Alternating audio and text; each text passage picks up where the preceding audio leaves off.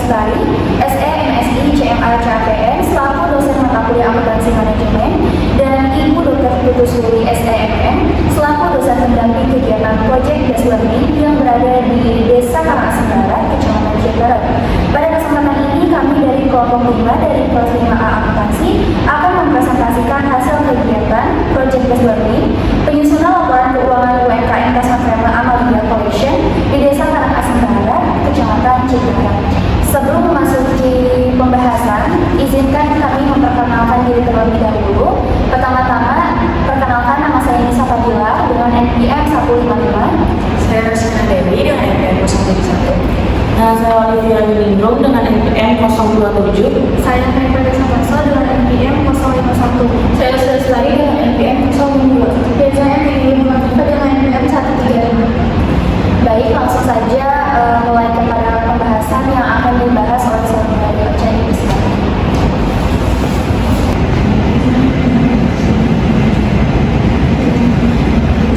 Saya akan menjelaskan tentang latar belakang. UMKM memiliki peran penting dalam mendukung perekonomian. Namun masih banyak pelaku UMKM yang belum menerapkan pencatatan keuangan secara struktur. Hal tersebut juga terjadi pada UMKM Amalia Collection milik Ibu Yasni. Amalia Collection milik Ibu Yasni ini bergerak di bidang kerajinan tas handmade. Dalam menjalankan usahanya, Ibu Yasni jarang melakukan pencatatan prestasi, sehingga pengelolaan keuangan usaha belum tertata dengan baik dan menyulitkan pemilik usaha dalam mengetahui biaya produksi, laba atau rugi, serta kondisi keuangan usaha. Oleh karena itu, kegiatan pendampingan penyusunan laporan keuangan ini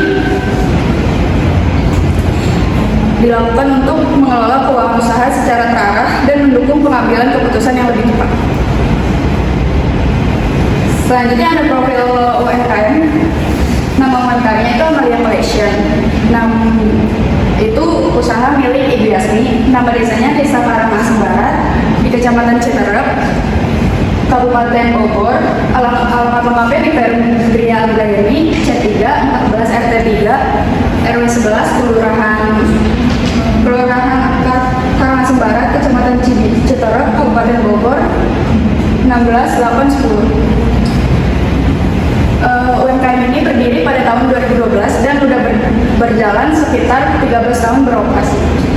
Jenis usaha UMKM Amalia Collection ini bergerak di bidang kerajinan tangan atau craft dengan spesialisasi produk tas rajut handmade menggunakan teknik makram. Spesialisasi tas rajut handmade dengan teknik makram handmade, waktu produksi 2-4 hari per tas. Bahannya yang digunakan adalah benang talikur atau katun yang berkualitas. Selanjutnya ada produk Amalia Collection. Yang pertama itu dan yang paling best seller ada sling bag atau tas lempang dengan harga jual 185.000. Yang kedua ada tas inner stud dengan harga jual 150.000. Ada juga keunggulan teknik makram, yaitu kompetitor lebih sedikit dibanding rajut lainnya. Nilai seni yang tinggi dan produk unik dan eksklusif. Selanjutnya akan dibacakan oleh rekan saya. Selanjutnya saya akan menjelaskan tentang analisis SWOT yang ada 4 poin.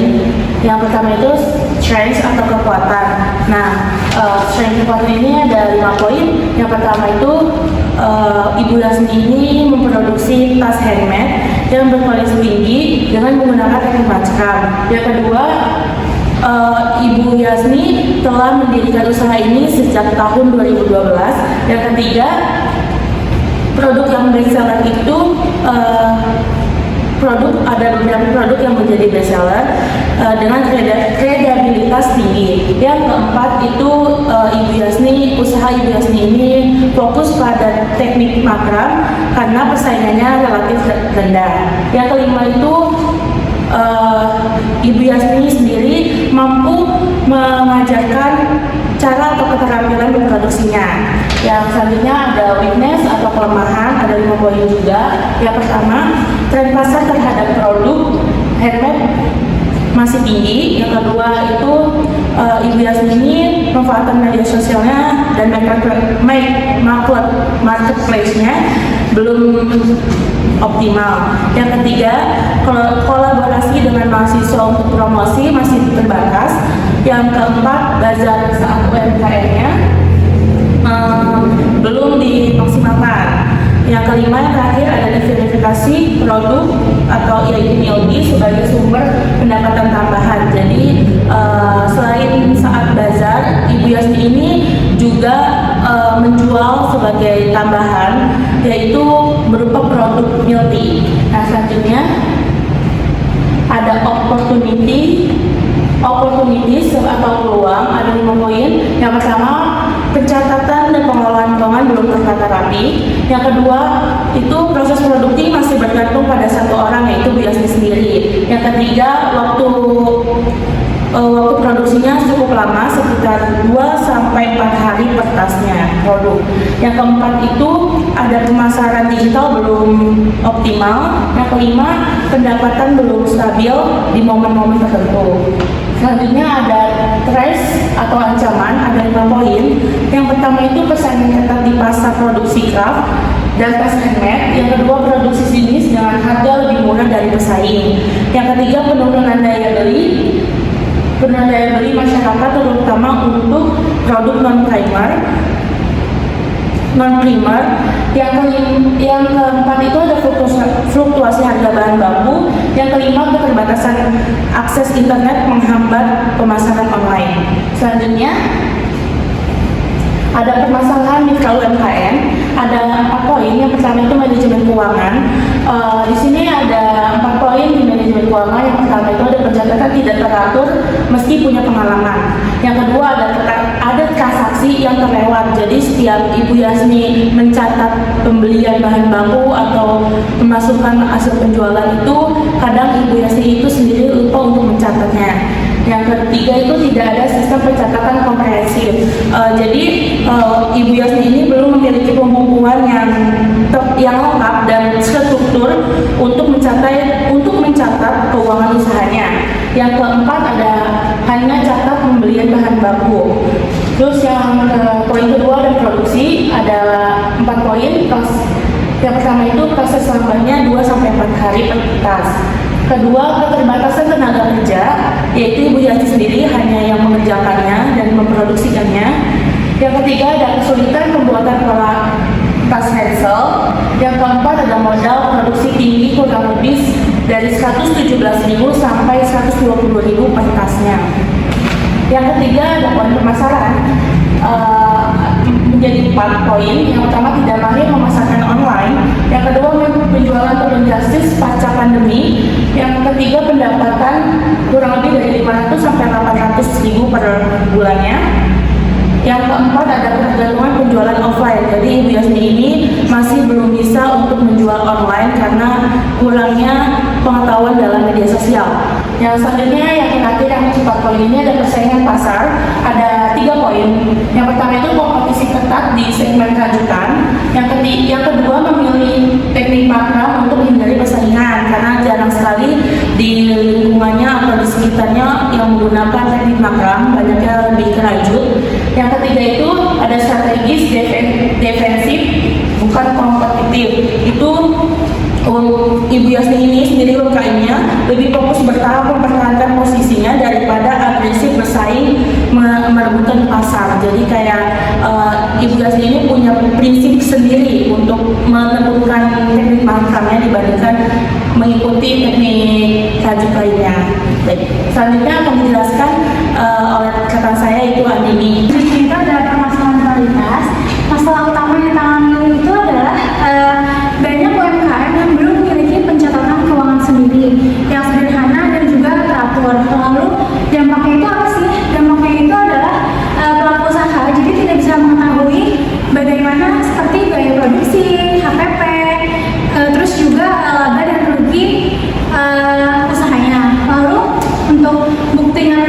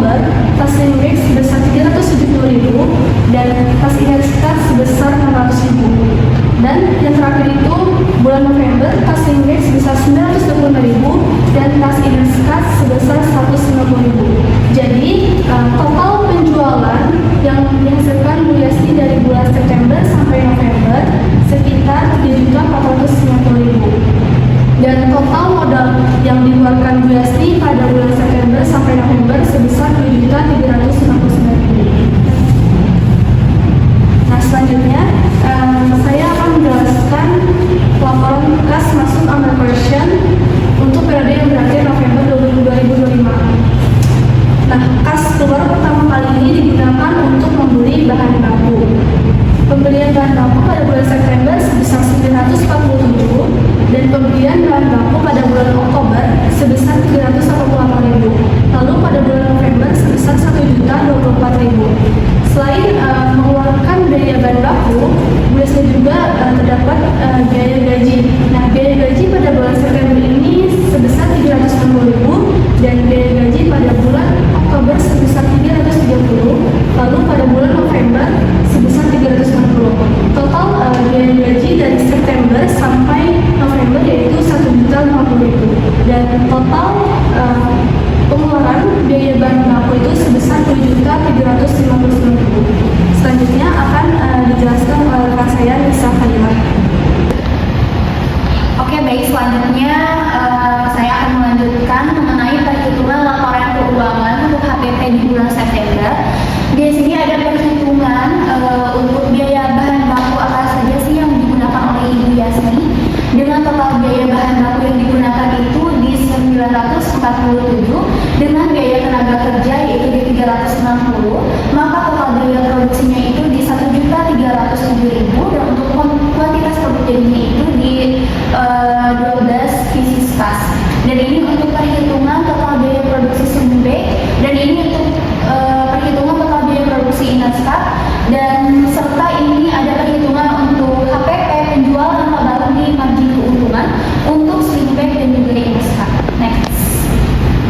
Nah, selanjutnya ini merupakan laporan keuangan untuk HPP Oktober.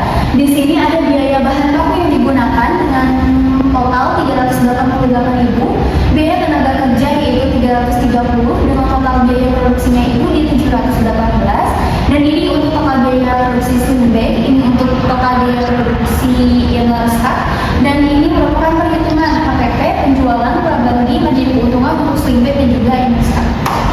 Next. Begitupun untuk laporan keuangan HPP November. Untuk biaya bahan bakunya yang digunakan yaitu senilai Rp1.024.000 dengan biaya tenaga kerja 360 dan total biaya produksi itu di Rp1.384.000, dan ini merupakan total biaya produksi yang digunakan untuk Sunbek senilai Rp576.667, dan ini merupakan total biaya produksi Inastar yaitu senilai Rp115.333.000. Dan untuk ini merupakan perhitungan untuk HPP penjualan laba rugi margin keuntungan untuk Sunbek Inastar untuk di bulan September. Next. Nah, selanjutnya yaitu kita akan membahas tentang laporan keuangan laba rugi. Jadi di bulan September itu laba bersihnya itu mencapai 213.667, dan untuk di bulan Oktober itu ada sedikit peningkatan di 248.364. Nah, ternyata di bulan November itu tuh untuk laba bersihnya itu sangat menurun, sangat drastis di 23.000. Next. Nah, selanjutnya yaitu laporan keuangan. Untuk laporan keuangan, kas yang didapat itu di 2.440.000. Untuk piutangnya itu tidak ada. Untuk persediaan bahan baku Rp1.454.030. Untuk peralatannya itu 0. Lalu untuk utang itu 0 karena BSD tidak berhutang. Terus juga untuk modal itu di Rp2.359.000, dan untuk laba tahun berjalan itu di Rp1.535.000. Rp1.535.30. Maka total asetnya itu Rp3.809.000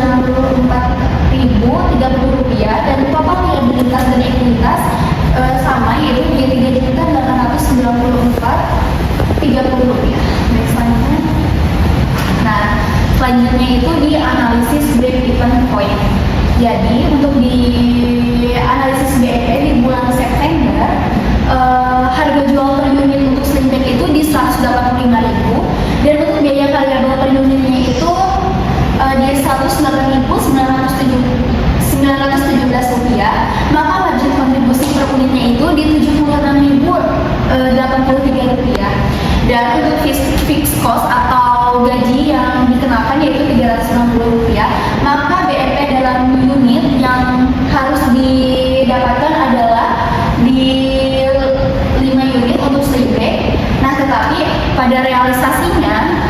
Untuk unit terjual itu di 7 unit, dan untuk statusnya itu sudah laba karena BEP-nya 5, sedangkan unit terjualnya itu 7, maka status sudah laba. Untuk Innerskat di bulan September, harga jual per unitnya itu di 150.000, dan untuk biaya variabel itu di 108.917 rupiah. Untuk margin kontribusi per unitnya itu di 41.083 rupiah, dengan fixed cost sama untuk gajinya di 360.000, dan untuk BEP dalam unit yang didapatkan yaitu untuk Innerskat itu 9 unit, dan ternyata realisasi penjualannya itu hanya 1 unit, maka untuk statusnya itu belum mencapai BEP karena terdapat selisih 8 unit yang belum terjual. Selanjutnya itu di bulan Oktober, untuk harga jual per unit untuk sling bag masih sama di Rp185.000 dengan biaya variabel per unit di Rp65.273, maka margin kontribusi per unit yang didapatkan di Rp119.727 dengan fixed cost atau gaji di Rp330.000. Maka BEP dan unit yang didapatkan untuk sling bag ini di 3 pieces, dan untuk unit yang terjual itu 2 unit. Karena ada selisih 1 unit, maka ini belum mencapai titik impas. Selanjutnya untuk Innerskat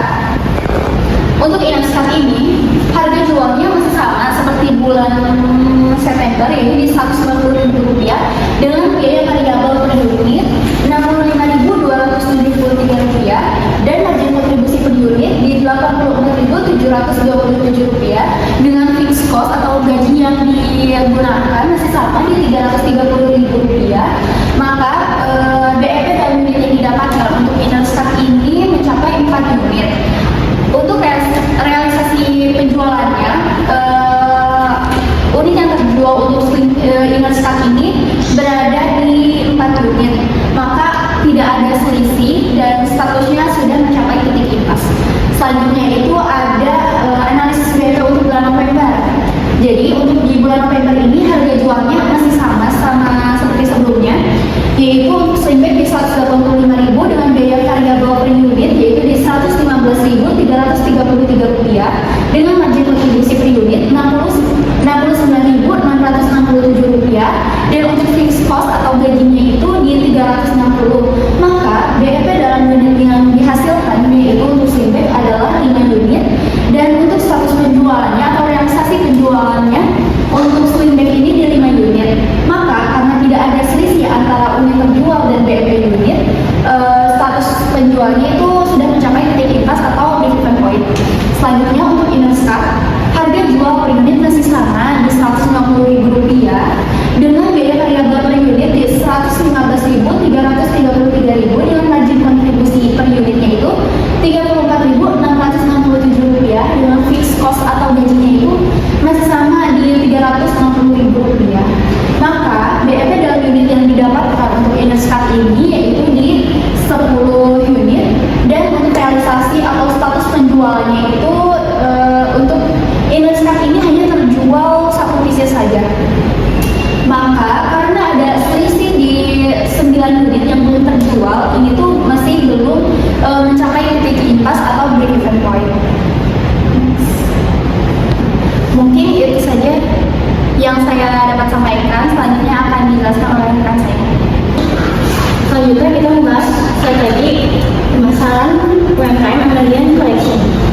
Saluran offline-nya itu ibu Yasmin menjual langsung ke lingkungan sekitar rumahnya. Kayak contohnya itu kayak ke tetangga, terus teman-teman ibu Yasmin. Yang kedua itu acara atau gajah UMKM setiap 2 minggu pada akhir pekan. Word of mouth adalah mengandalkan promosi dari mulut ke mulut yang sangat efektif untuk membangun reputasi. Selanjutnya jaringan komunitas dan pengajaran, memanfaatkan relasi di jaringan komunitas dan pengajaran untuk pengenalan produk. Selanjutnya untuk saluran online, masih dalam tahap pengembangan, itu ada di TikTok, Facebook, Instagram, dan rencananya itu di Shopee.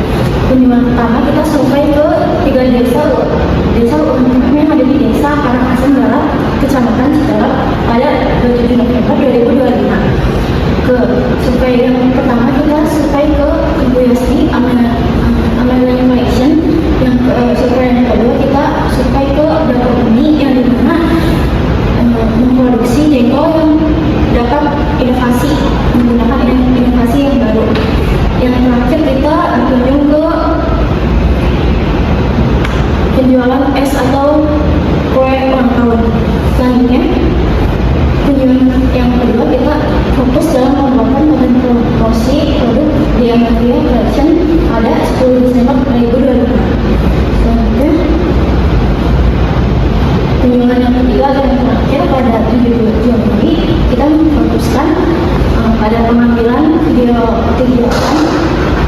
Dan selain itu juga Ibu Yasmi sempat memperlihatkan proses pembuatan tas makernya. Dan itu juga kita sempat mendemonstrasikan laporan keuangan. Kemudian ini berikut dokumentasi yang lainnya. Selanjutnya kesimpulan, kegiatan Project Based Learning pada UMR Online Collection menunjukkan bahwa permasalahan utama mitra adalah belum adanya pencatatan dan pengelolaan keuangan yang sederhana dan berkelanjutan, sehingga menyebabkan penentuan biaya produksi, APP atau laba rugi, serta titik impas usaha. Melalui pendampingan, mitra memperoleh pemahaman mengenai pencatatan keuangan, perhitungan APP dan analisis BNP. Hasil analisis tersebut menunjukkan UMKM masih berada pada kondisi margin kontribusi positif, sehingga diperlukan penyesuaian harga jual dan efisiensi biaya produksi agar usaha dapat mencapai titik impas dan berlanjut. Oke, baik, mungkin itu saja yang dapat kami sampaikan. Mohon maaf apabila ada kekurangan. Terima kasih. Wassalamualaikum